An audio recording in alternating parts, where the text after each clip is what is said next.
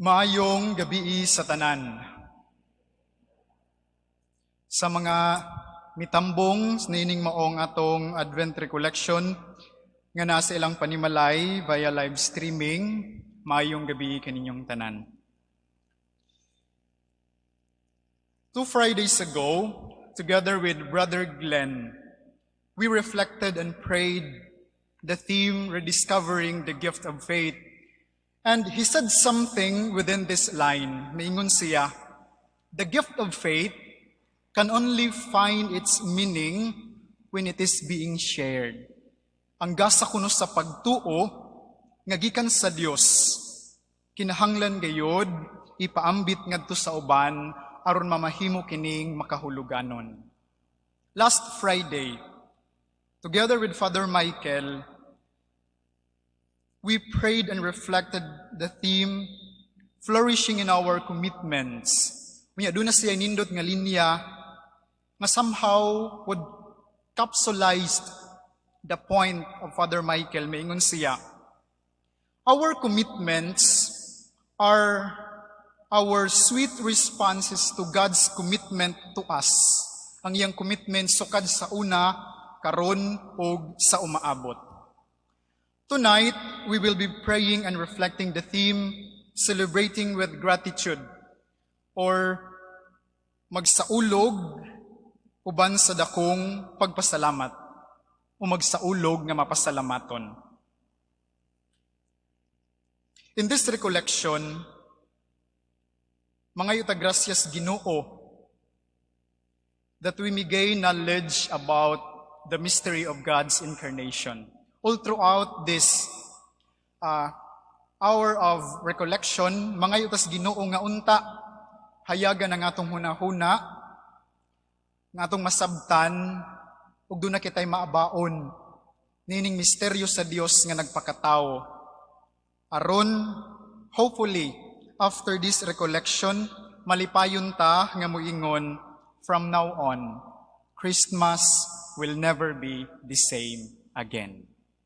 Hambog kayo ang atong gipangandoy. But by the grace of God, the working of the Holy Spirit, kaya ni nato nga human ining recollection mo ingon, from now on, Christmas will never be the same again. When I was a theology student, I was asked by my theology professor to look for articles and documents that would be of use as supplements in my report about the history of the Christianity in the Philippines. Nya dunay nindot nga point sa article nga akong nakita. Gibutang dito sa mong article,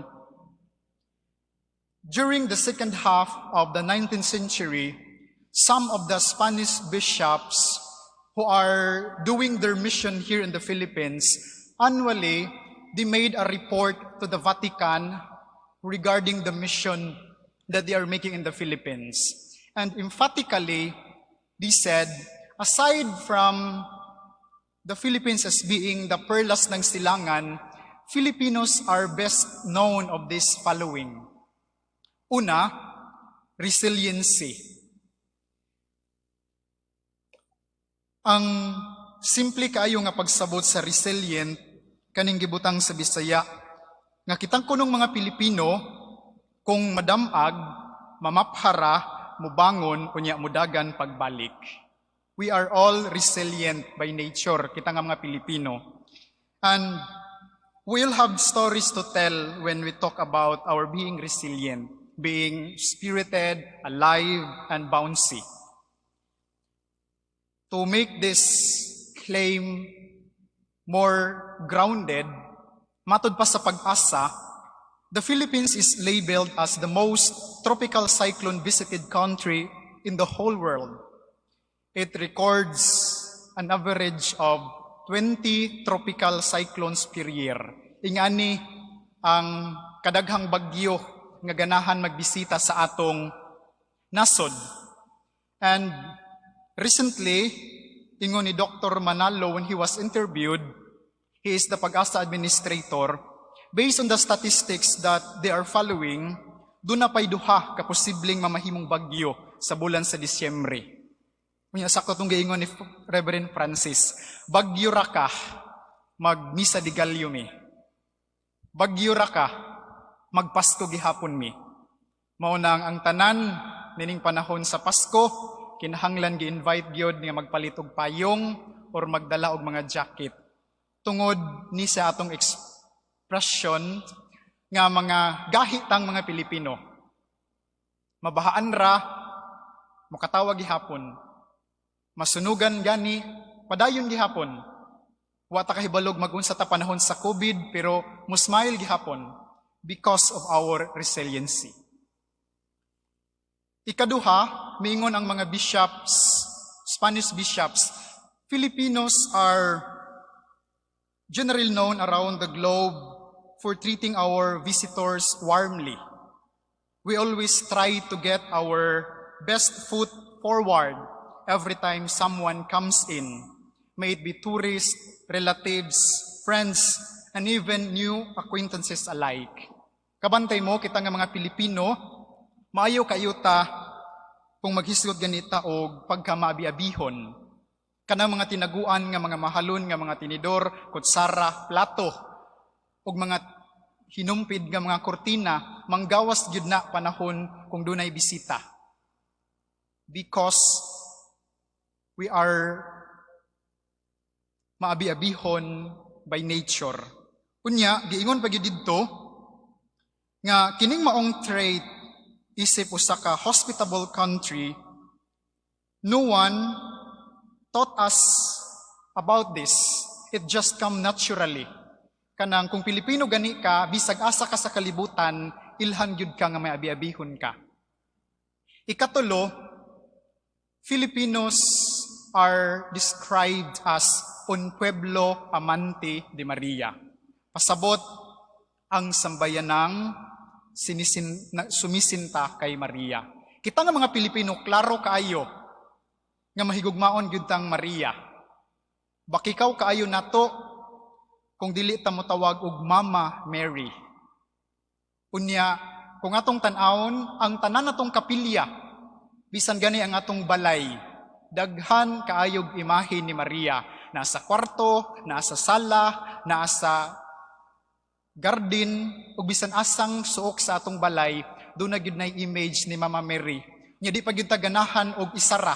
Naay Lourdes, naay Fatima, naay Manawag, naay Schoenstatt, og naay sa Miraculous Medal, because of our love with the Blessed Virgin Mother. And na side note, diri sa atong diocese, daghan kayo taog mga parishes in honor of the Blessed Virgin Mary.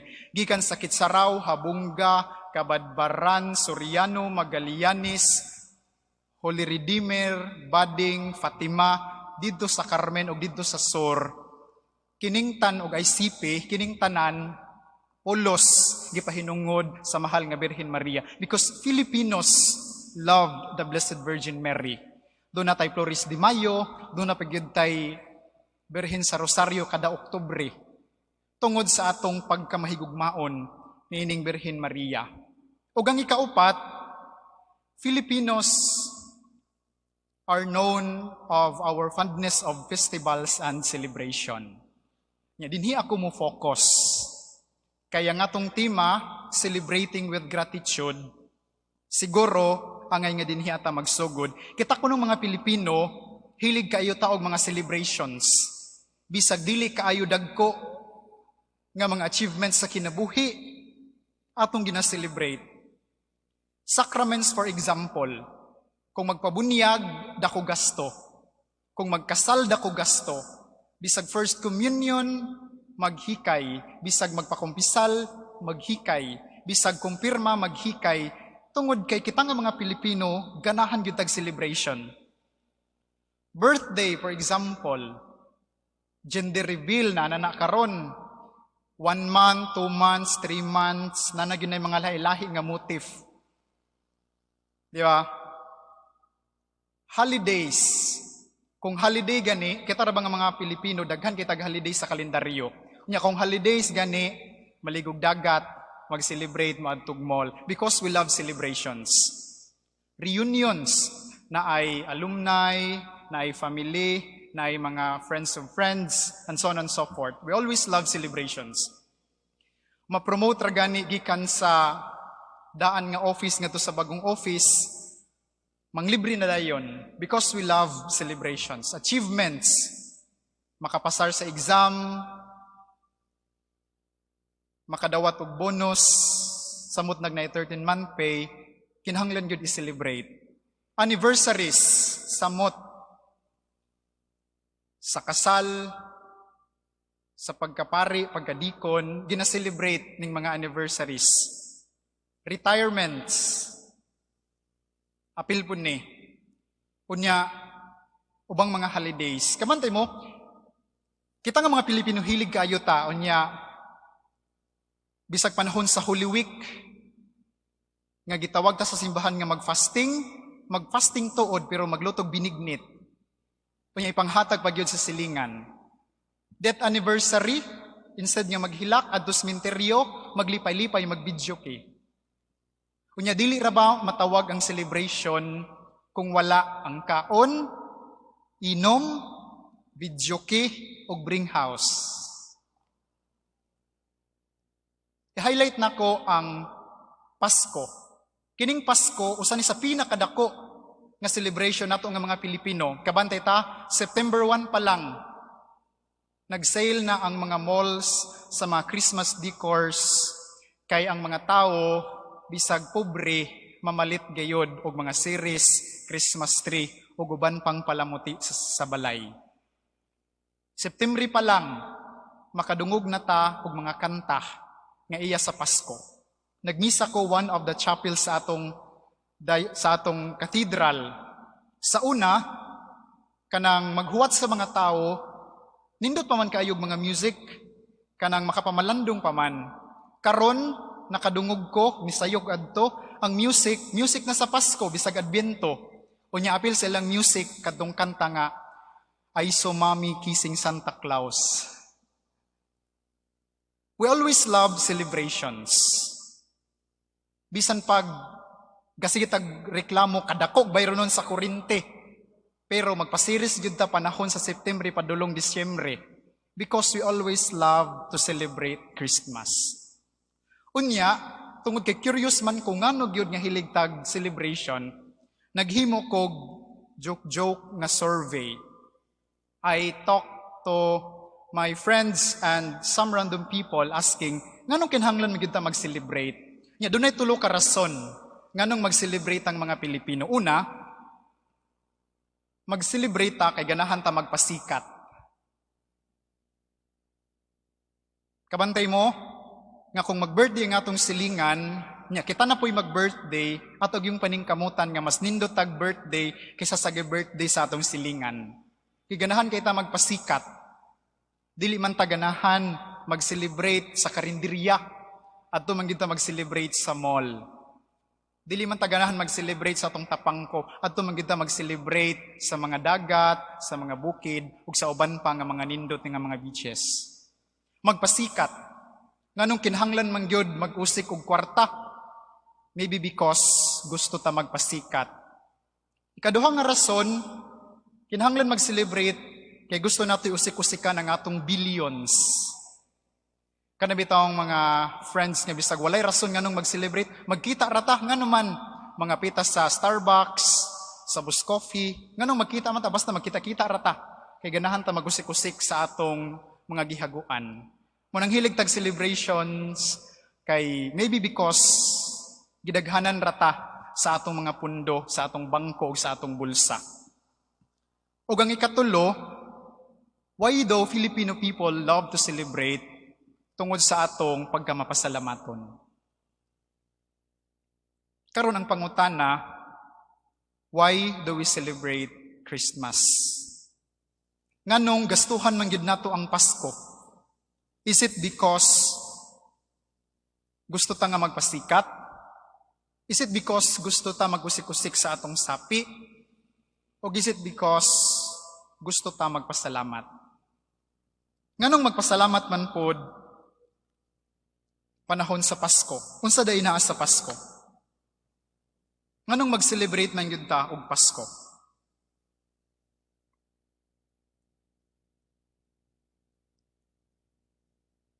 Brothers and sisters, what enters into your mind when you imagine the first Christmas that had happened more than 20 years ago?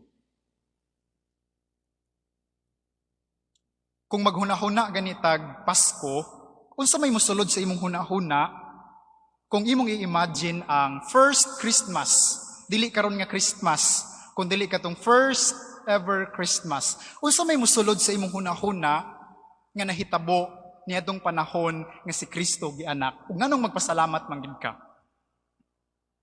Maybe we imagine that the baby Jesus in the manger, adored by Mary and Joseph, surrounded by the happy shepherds and gentle ox and donkey. Or maybe when we try to read the Gospel of Matthew, the first Christmas in the Gospel happened in the typical Jewish peasant who were later visited by wise men from the east. So kung maghuna-huna ganito og first Christmas, gahuna-huna ta nga malipayon kay si Joseph, si Mary, nagtanaw sa ilang cute kaayo nga Jesus, unya dunay donkey, ug dunay mga shepherds ug wise men nga malipayon. Unya murag mo na gi-portray sa atong Belen sa gawas. Unya kung ato ni siyang ibutang into verbal expression, I think there is an immortal song that would capsulize our imagination as to what happened during the first Christmas. Kani nga song. Da? Silent night, holy night, all is calm, all is bright, round yon virgin mother and child, holy infant so tender and mild, sleep in heavenly peace, sleep in heavenly peace. Nagtuota nga mao ni siya ang nahitabo sa first Christmas. It was a silent night. It was a holy night. It was a night full of calmness and brightness. It was a night where everyone experienced heavenly peace. Sakto dili. But brothers and sisters, when we try to carefully read the gospel about the infancy narrative of Christ, that night did not happen. Dili na mo'y nahitabo sa Pasko.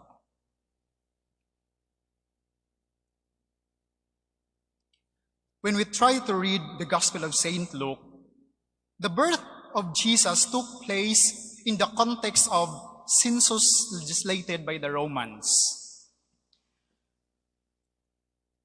The Emperor Augustus and the Governor Cyrilo, they are the ones who are trying to legitimize the taxes. And all the Jews, since they are subjugated by the Romans, bisan asa silang lugar, kinahanglan mo uli gayod sa Jerusalem aron magpalista. For 3 reasons.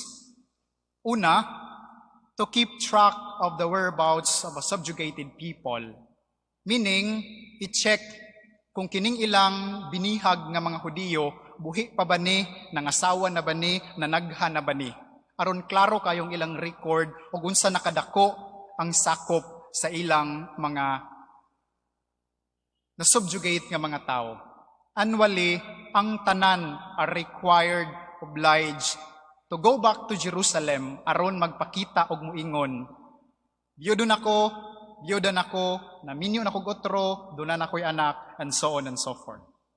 Ikaduha, to look for possible recruits for the imperial service. Gituyo ni, kay aron inigpakita nimo didto kung basog pa kaglawas, kung ligon pa kagtuhod, pwede ka himuon nga soldier tungod sa threat nga posible ang uban nga mga kingdom musulong og makigyera.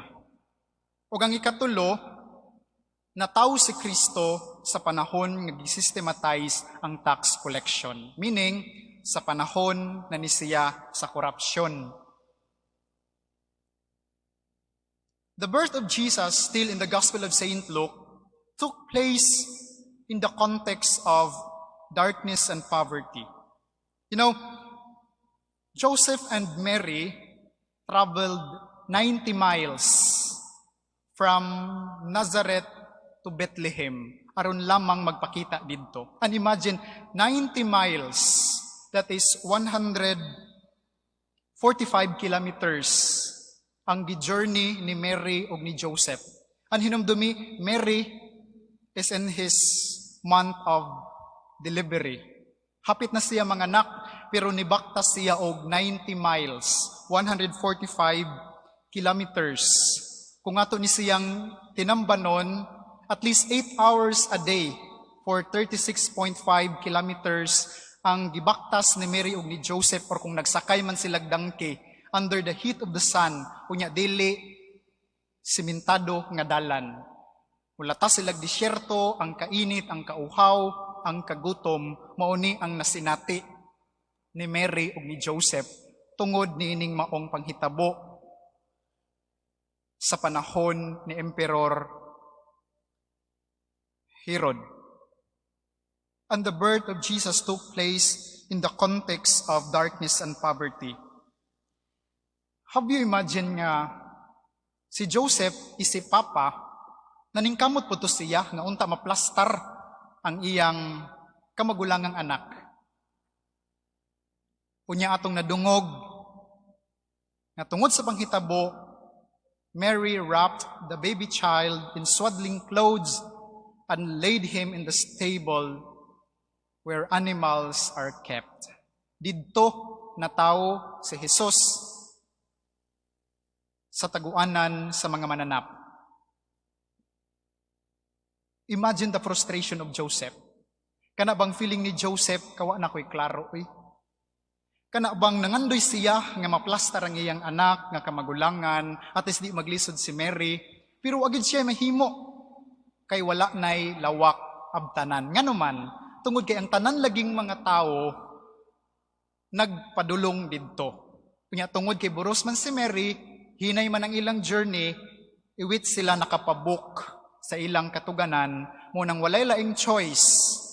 Out of frustration and desperation, Joseph allowed Jesus to be born in the manger. It was not a holy night. It was not a silent night. It was a night full of struggles. It was a night full of despair and of frustration. It was a night full of darkness. It was a night full of longing nga unta do naman ta nindot pero mao ni ang nahitabo.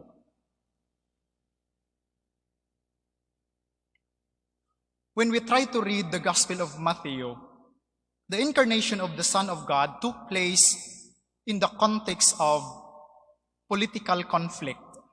Banday mo, nga sa dihang ang wise men nibisita kang Herod, si Herod nakahuna-huna nga threat kining maong matao sa iyang power because he wanted to perpetuate in his position as the emperor of that nation. So, gusto ni Herod nga patyon ang tanan nga threat sa iyang posisyon. And so, the war against innocent infants happened. Mary and Joseph migrate to Egypt just to escape this war against innocent infants. Nya dili man ni siya char-char nga paglayas. Ang gibutang sa Bisaya, ni kagiw, gabiing dako, nagdali, uban sa kahadlok, kakulba, nagpanglingi, gipangulbaan, nagdali, kay basin maabtan ug mapatay si Jesus. So my dear friends, the evangelist depicted the first Christmas in the context of conflicts, in the context of struggles, in the darkness and poverty. The evangelists both agreed that the first Christmas was not a paradisal and it was not a problem-free night.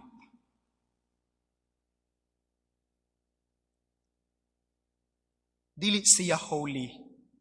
Dili siya heavenly peace. It was a night full of struggles, a night filled with so much darkness, poverty, conflicts, and war. So unsao naman lang ning Silent Night nga kanta. Kung dili daay ni siya maoy mag-capsulize sa nahitabo sa first Christmas.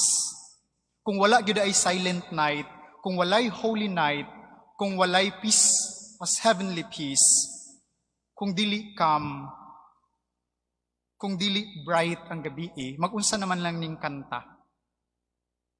Nining panahon sa Pasko, ato gihapon ning kantahon, but not as a description of the first Christmas, but a song of hope. Nga unta, someday, wala na untay mag-struggle. Someday mo abot ang gabi nga malinawon tungod kay wala na'y giyera. Someday mo abot ang gabi nga malinawon tungod kay wala na'y gigutom nga naglakaw-lakaw sa kadalanan. That someday mo abot ang gabi nga wala na'y gisalikway. Nga mo abot ang gabi nga wala na'y gibiyaan. Nga mo abot ang gabi nga kitang tanan nagmalipayon kay kitang tanan nakatagamtam sa gasa sa Dios. And so we need to keep singing this song as a song of hope. Nakita nga mga Kristiyanos, kung wala na kasi natin si Kristo, niining maong silent night sa iyang pagpakatao, we are challenged to make this happen diha sa atong pagkinabuhi o pagpangalagad sa uban. Mas meaningful kantahon karon ang silent night because it is a song of hope. Nga unta, wala na'y bata nga mapasagdan, wala na'y tigulang nga giabandona, wala na'y pamilya nga nangabuak, wala na'y mga agsuon nga nag-away, wala na'y mga manag-amigo nga nagbungol, tungod kay nakasinati ta, niining maong silent, holy, calm, bright, o heavenly peace nga gabi.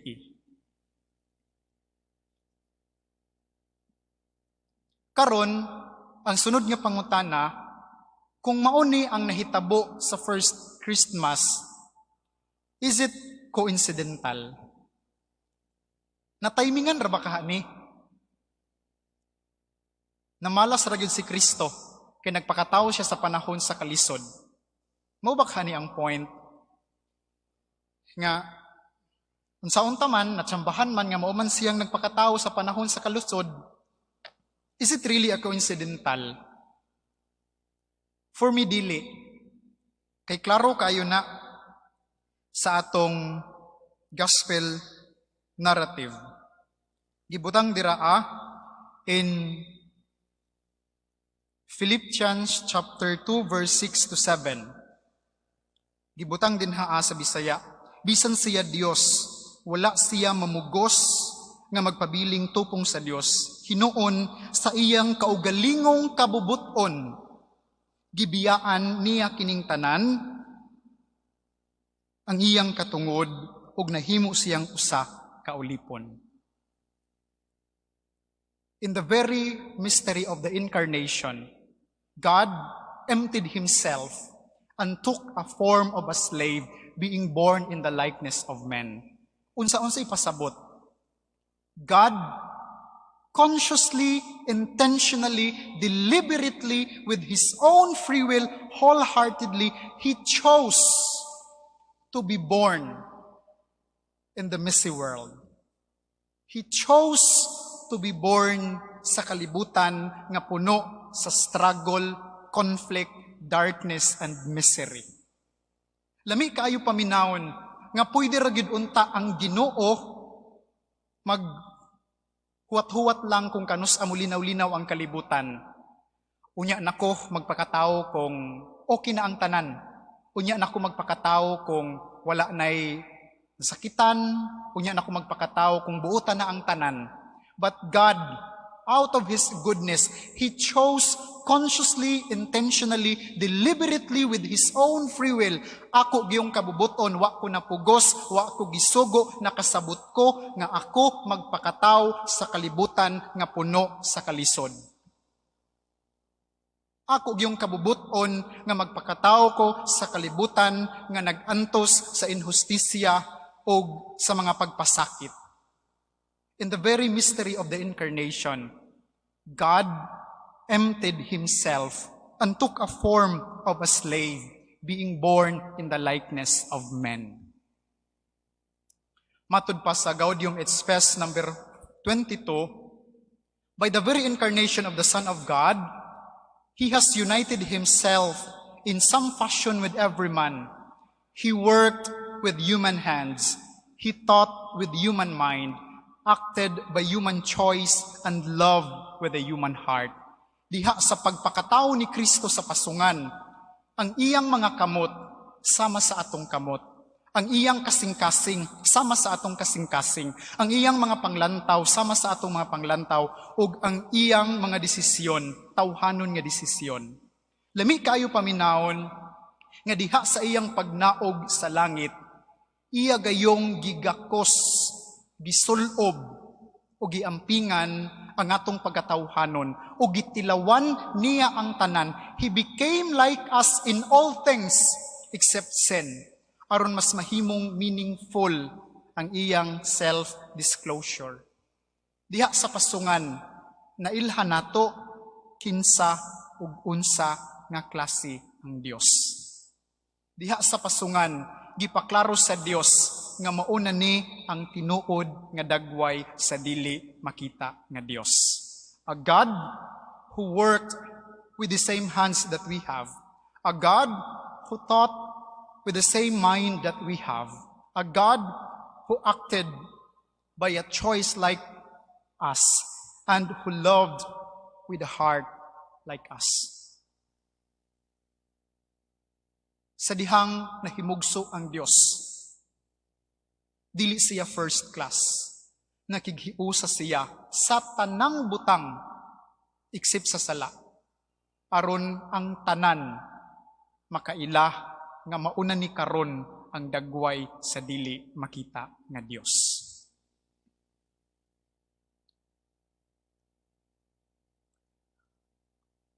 The Son of God could have chosen to remain within the confines of heaven, but decided to enter into our messy world. He decided to be one with us and in us. Mo biya ni pasabot sa Emmanuel. Pwede ramang gyud nga ang Ginoo didto ra sa langit dili na mo naog. Kung ang purpose sa Ginoo luwason ra ang tawo, mutuo ko nga pwede ra gyud ta maluwas nga di na siya mo naog. Kaya manggani niya himuon ang tanan-tanan nga naara siya dito sa langit, way kauban.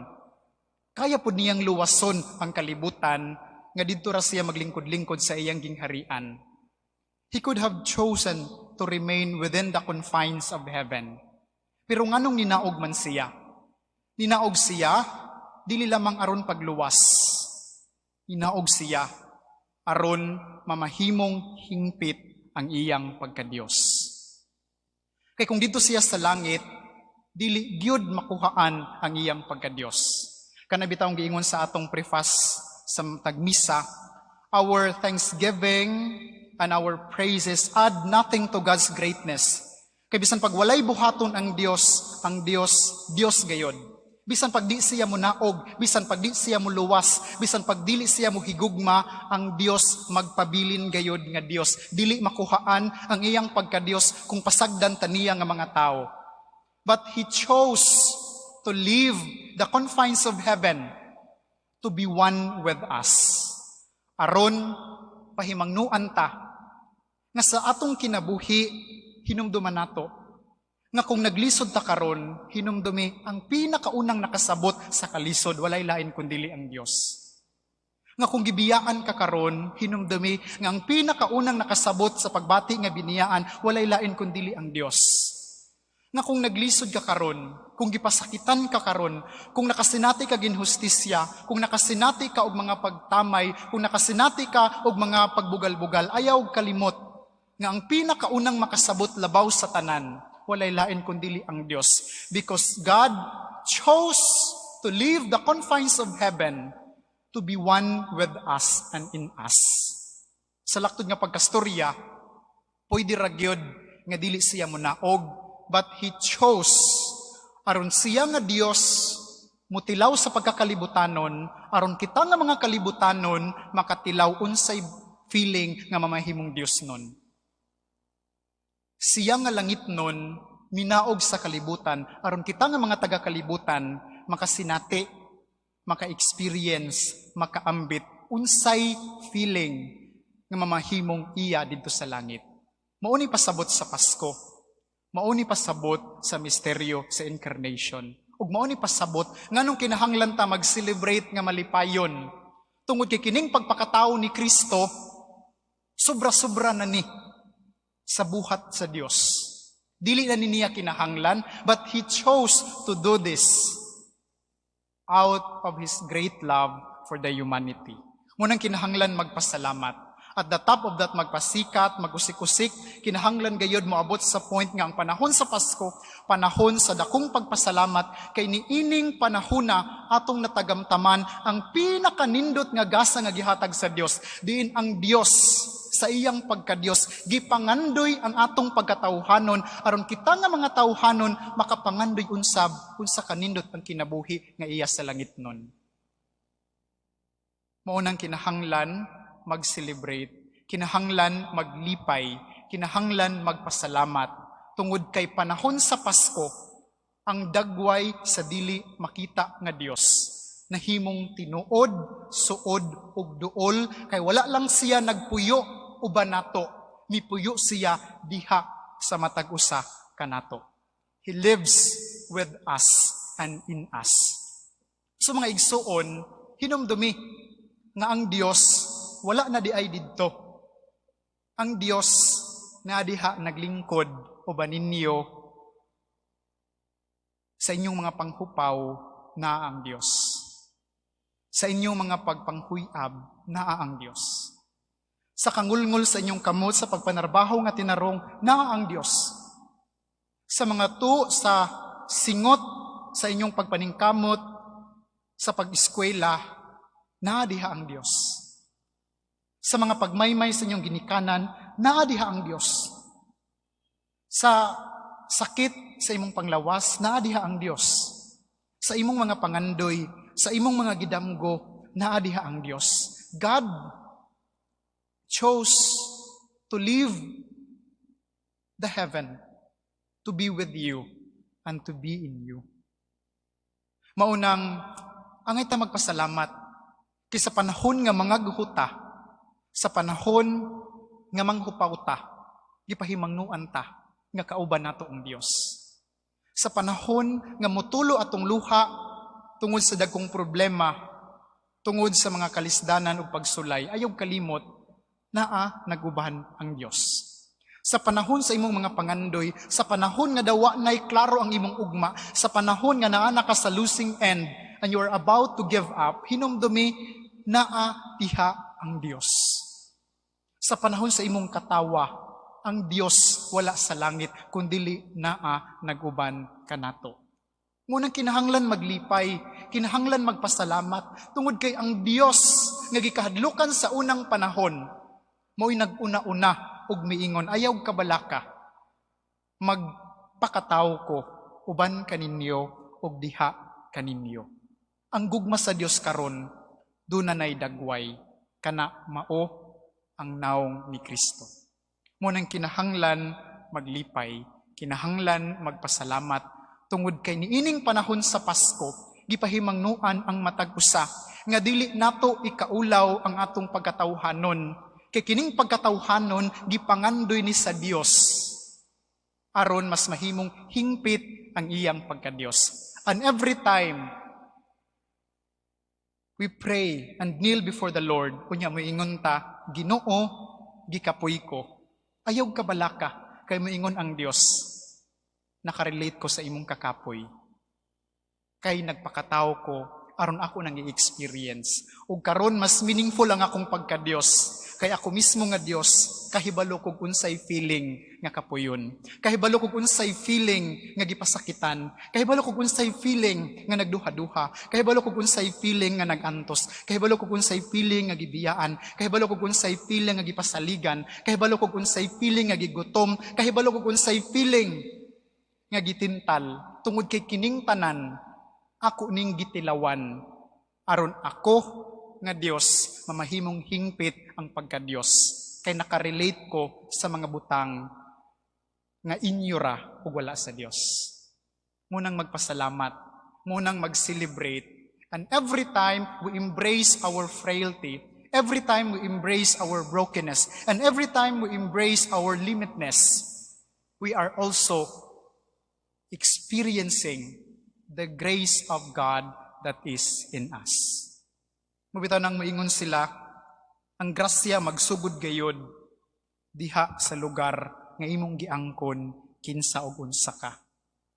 Kay diha sa imong pagkaikaw, diha sa imong pagkangitngit, diha sa imong pagkabaho, diha sa imong pagkangiob, ug diha sa imong pagkawalay pulos, like the manger, dira gipili sa Dios nga magpakatao aron kanang tanan nga nasinati sa tao iyang dalhon sa langit. And every time we ask the Lord for help, doon na nay ikahatag ang Dios tungod kay makarelate ang Dios sa kasinatian kay kining tanan iyang gisinati samtang dinhi pa siya sa kalibutan. Mauni ang rason nganong kinahanglan magpasalamat. God did not visit us. He lives with us. He chose to live with us and in us. Wala siya napugos, wala siya gisugo, dili siya obligado, wala siya nagmahay, ug wala siya makasab-an, ug wala siya kasukan, tungod kay this is His own free will. Consciously, intentionally, deliberately, wholeheartedly, gusto sa Dios nga munaog dinhi sa kalibutan, dili aron mo bisita, kundili aron mo puyo, aron kita nga naa dinhi sa kalibutan, ubanon niya padulong balik sa langit. Asa man ta mangitag laing Dios, gawas ani nga Dios nga mataw karon panahon sa Pasko. So we have to celebrate with so much gratitude. Tungod kay kinsa raman ta nga usik-usikan sa Dios ug panahon. Kinsa raman ta nga usikan sa Dios sa iyang pagbati. Kinsa raman ta nga gigastuhan sa Dios sa iyang emosyon. We are the gift of the Father to His Son. Hinumdumi kita ang rason nganong nipili ang Dios nga hubuon ang pagka-Dios aron kita nga mga kalibutanon makatilaw sa iyang pagka-Dios nun. Siguro nindot nga ato ning tunlon sa atong pagpamalandong, akong gihangyo si Dave to perform a song isip atong pagpatiglom nining gasa nga atong nahinumduman panahon niining panahon sa Pasko.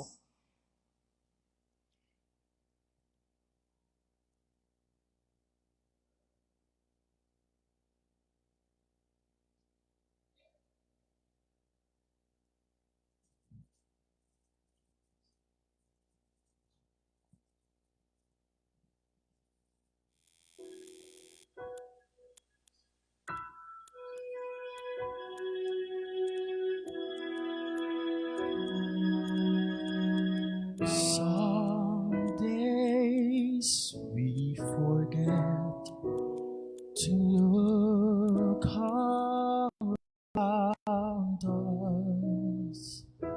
Some days we can see the joy that surrounds us. So caught up inside ourselves. Take away we should leave. So for tonight we pray for what we know can be, and on this day we hope for what we still can see. It's up to us to be the change, and even though we all can still do more, there's so much to be thankful for.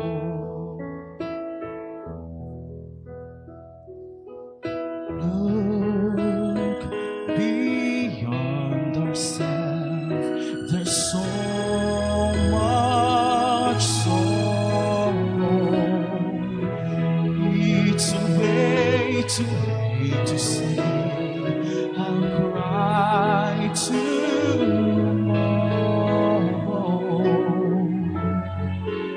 Each of us must find our truth. We're so long overdue. So for tonight we pray for what we know can be, and every day we hope for what we still can see. It's up to us to be the change, and even though we all can still do more,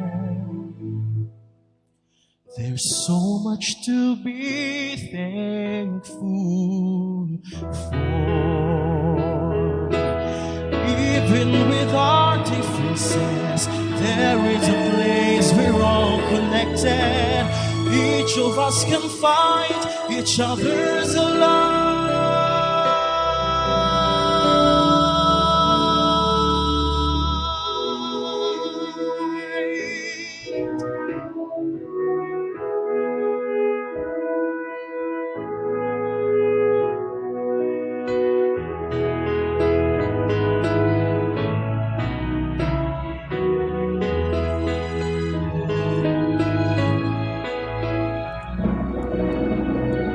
So for tonight we pray for what we know can be, and on this day we hope for what we still can see.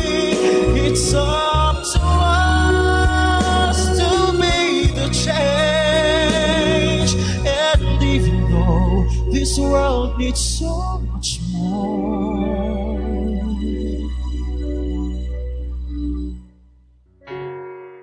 there's so much to be thankful for.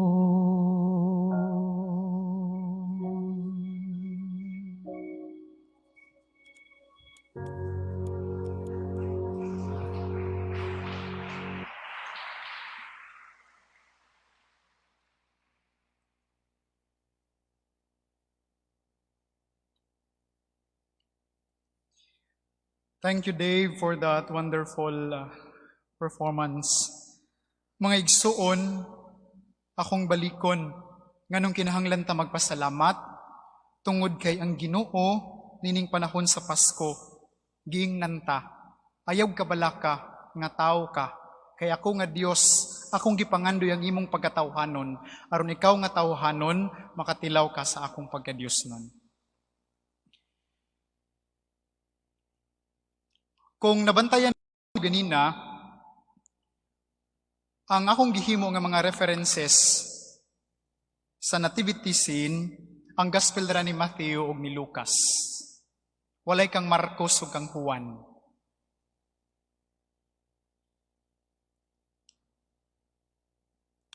Kini tungod kay una, ang Ebanghelyo ni San Marcos wala gyud story of the nativity. Ang Gospel ni San Marcos nagsugod sa dihang gibunyagan na si Jesus. So wala tay idea about sa nahitabo sa birth ni Kristo sa Gospel ni San Marcos, kay walay Ebanghelyo ni San Marcos kabahin sa the incarnation of Jesus. Kang Saint John, the evangelist, wala sad kay makita nga scripture passage about the birth of Jesus. Unsa may naa kang Saint John? Kani, and the Word was made flesh and dwelt among us.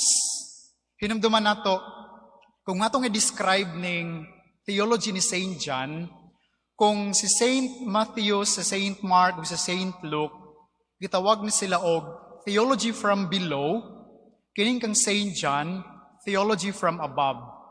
Munang wala siya'y nativity scene, ang iya ra kani, and the Word was made flesh and dwelt among us. Every time di ay magampo tag angelos, atong gihandom ang nahitabo sa Pasko.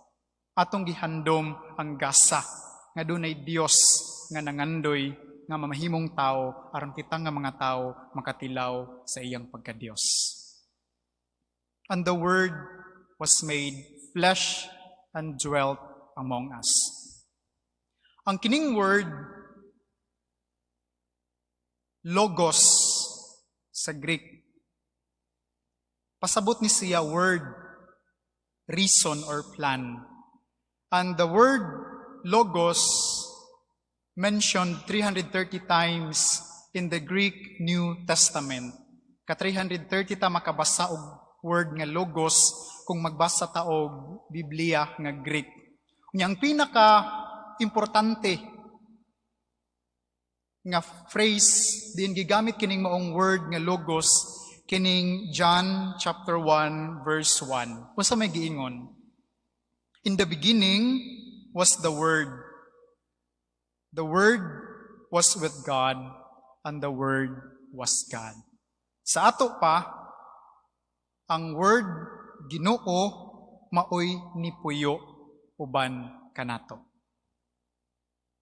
This is in contrast sa nativity scene nga gisulat ni Matthew ug ni Lucas. Ang word nga flesh or sarx nagpasabot weak, frail, mortal, inadequate, or anthropos. Kana bitang mayon ta, and the word was made flesh, sarx na siya. Kung mayon tag, and the word was made man, anthropos meaning earth, human. Kung ato ni siyang tinambanon, maingon ra gyud ta, ang Ginoo nahimong weak, ang Ginoo gisulob ang atong pagka-mortal, ang Ginoo gi-experience ang dili pagka-perfect, ang Ginoo gi-experience ang pagka-finite, ang Ginoo iyang gi-experience ang atong pagka-frail, ang Ginoo iyang gi-experience ang atong pagka-broken. Aron doon na siya nindot nga dalhon sa iyang pagbalik sa langit, human ug earth.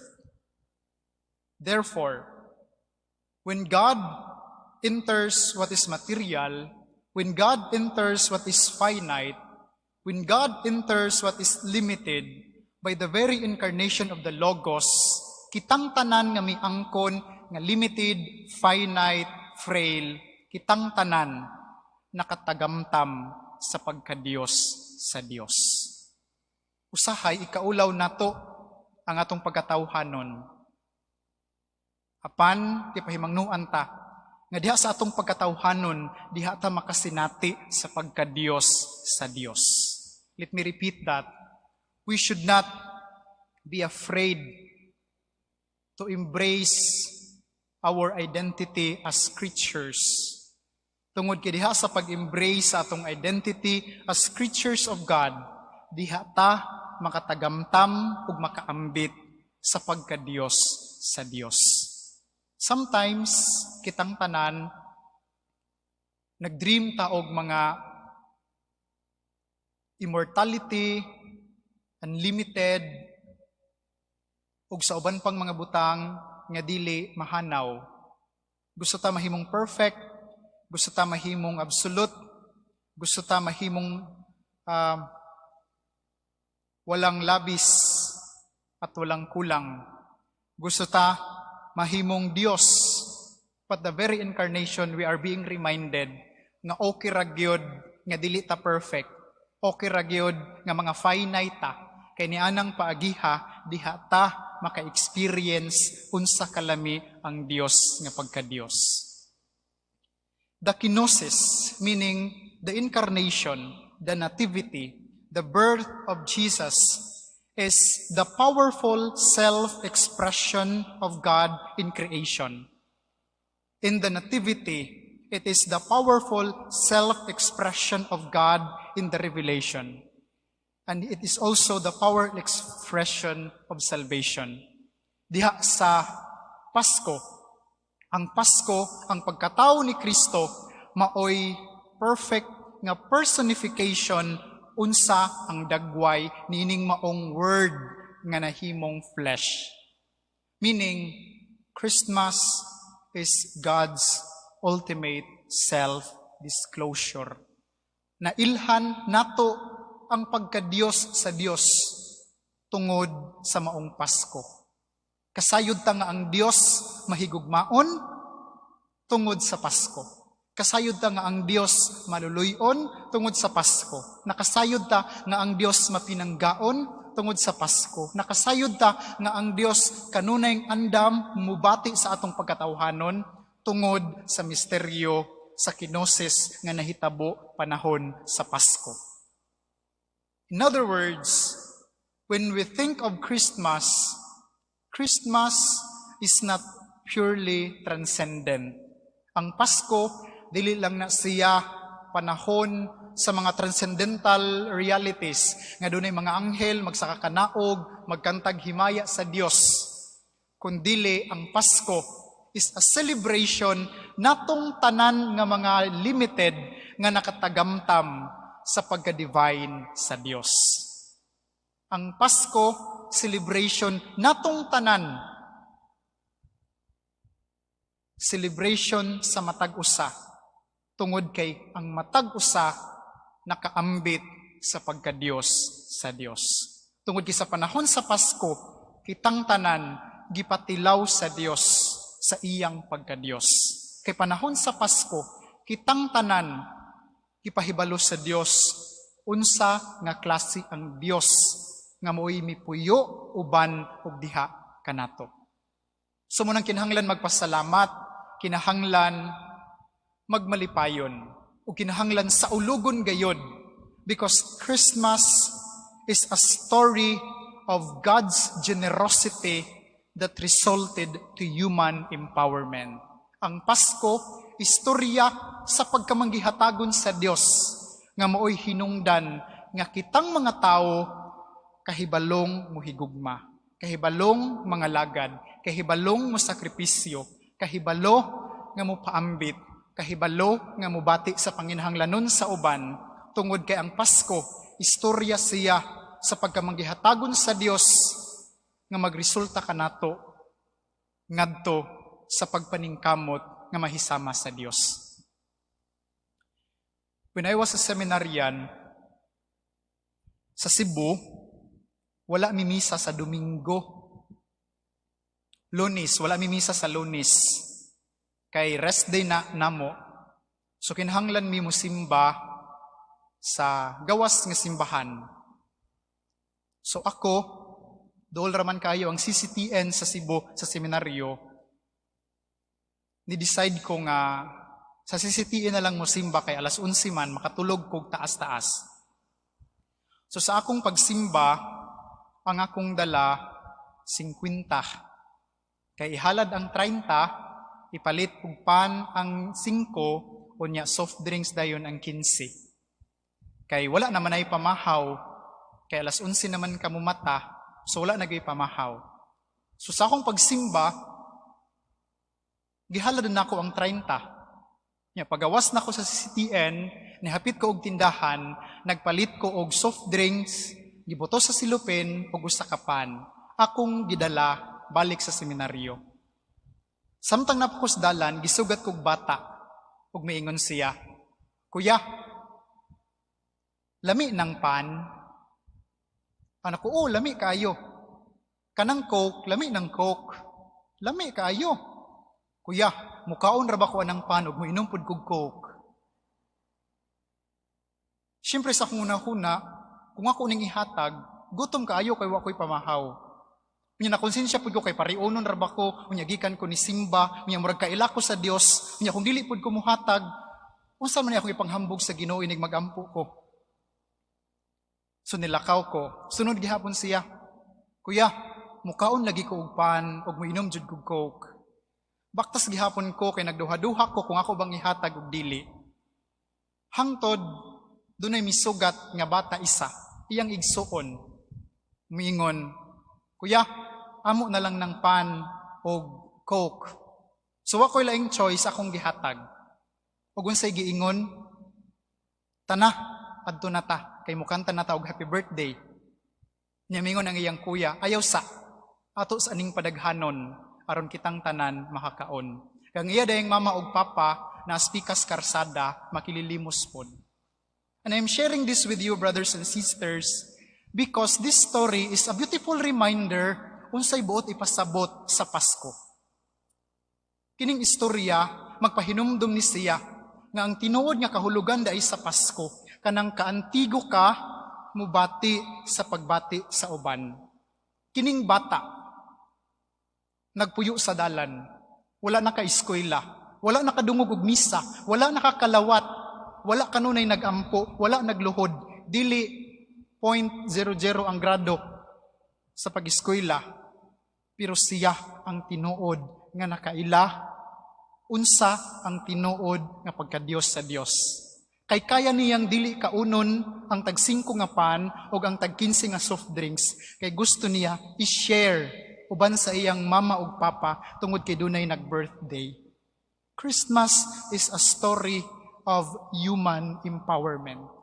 It is a story of God who is always there to tell us nga lami kaayo magbinuutan tungod kay dunay Dios nga mo'y unang nagbinuutan para kanato.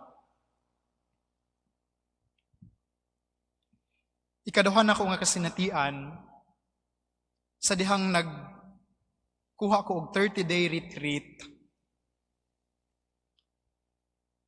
dito sa bukid sa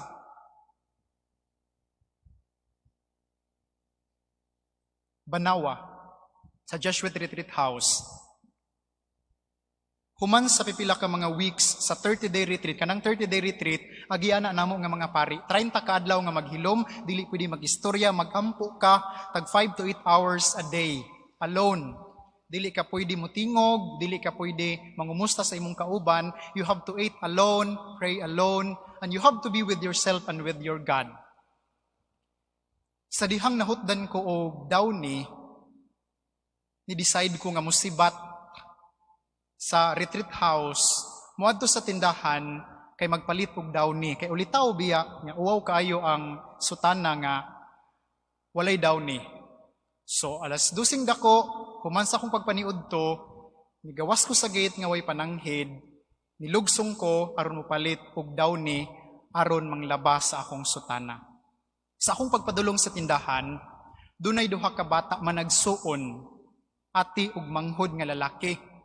Nga bulingit kaayo, nagdala og hugaw nga sako.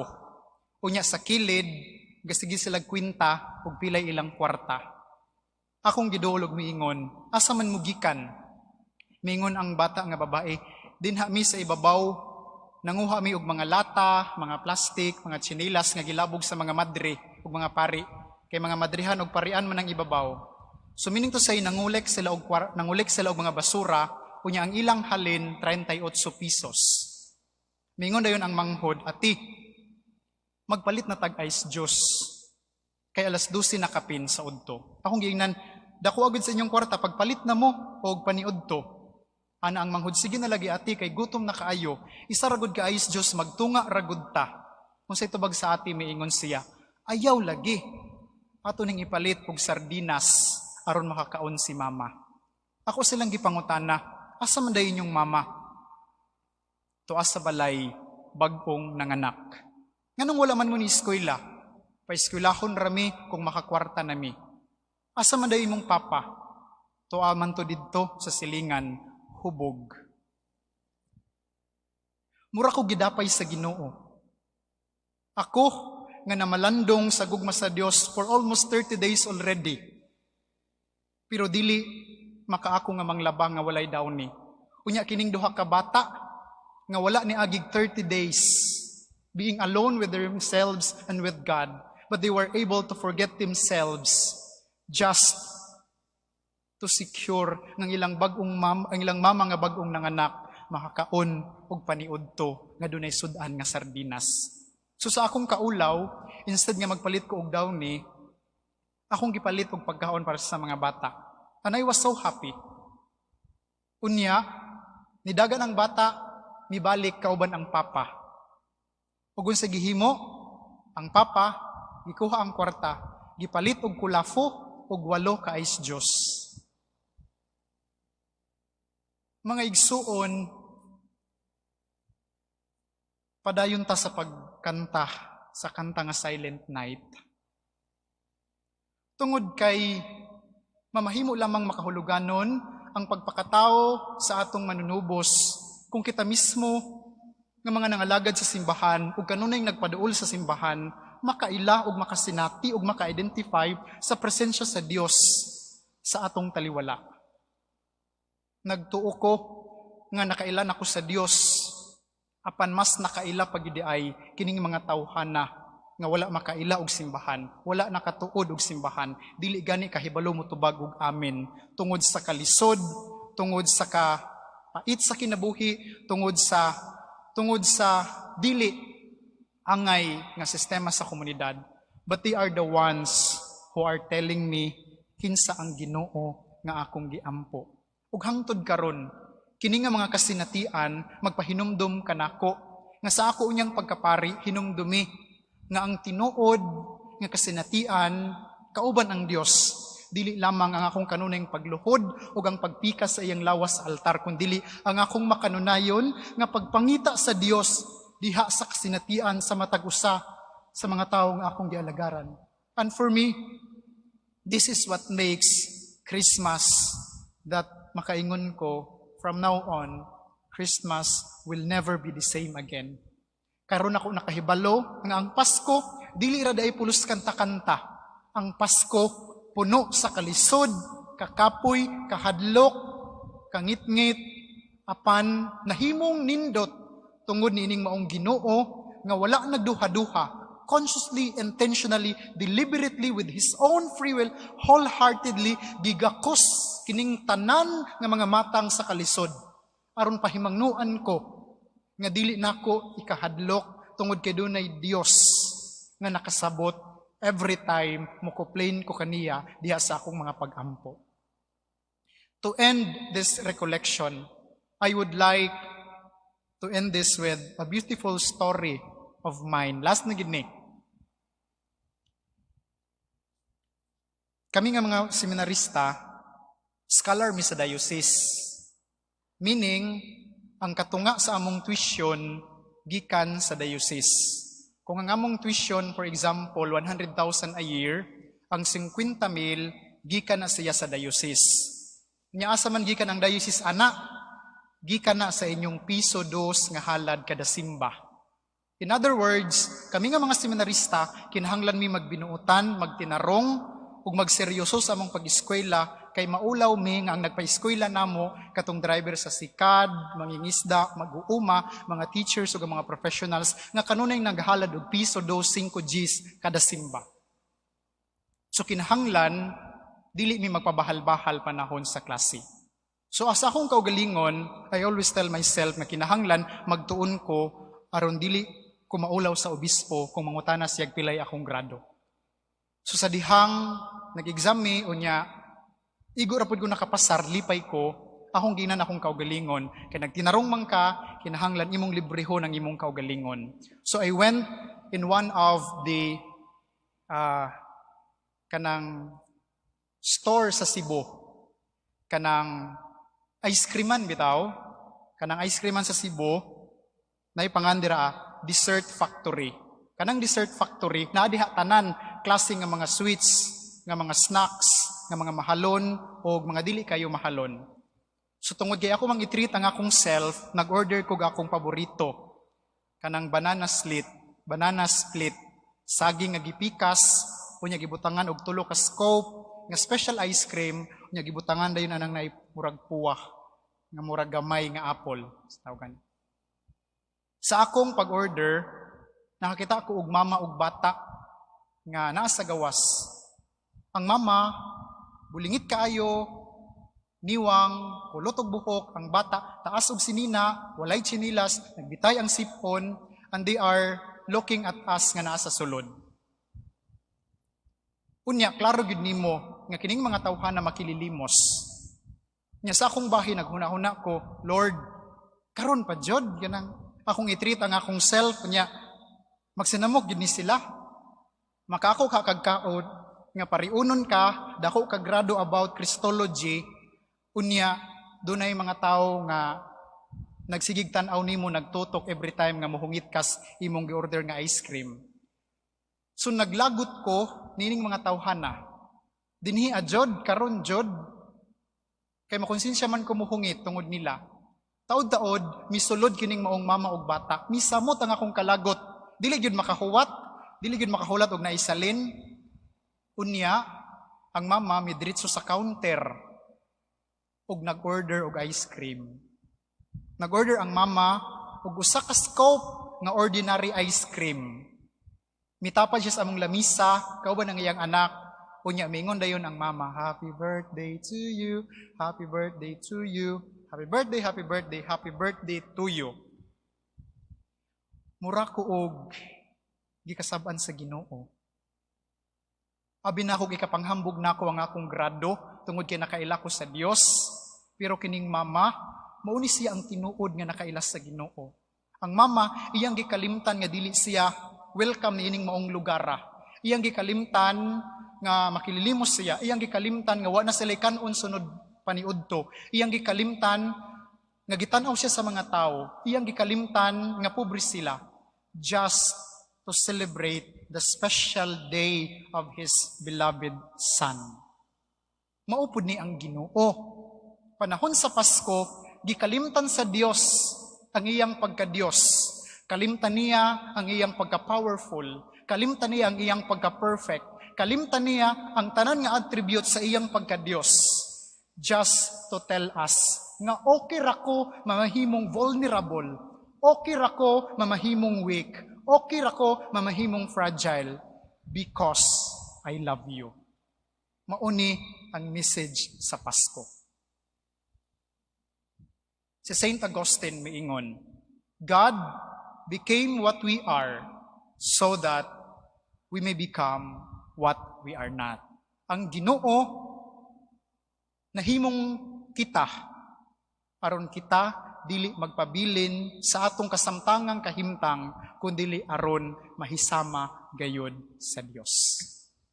So let us celebrate the Christmas with so much gratitude. Tungod kiniining panahon sa Pasko, gipahimangnuan ta nga kitang tanan gihigugma, gipangga o giampingan sa Dios. Maayong gabi sa tanan.